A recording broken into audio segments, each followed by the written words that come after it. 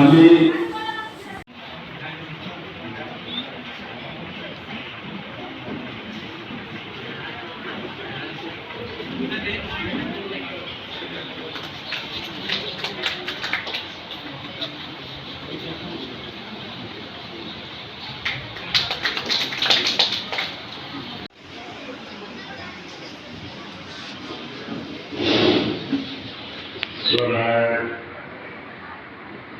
আজি সভাৰ সভাপতি ডাঙৰীয়া,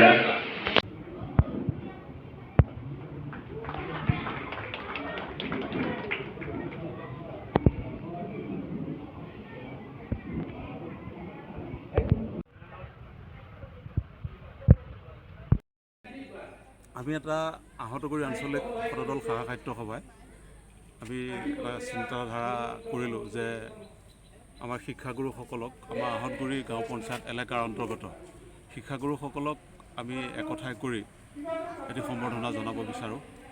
মানে এইটো আমাৰ মনলৈ আহিল আৰু আমি তেতিয়াই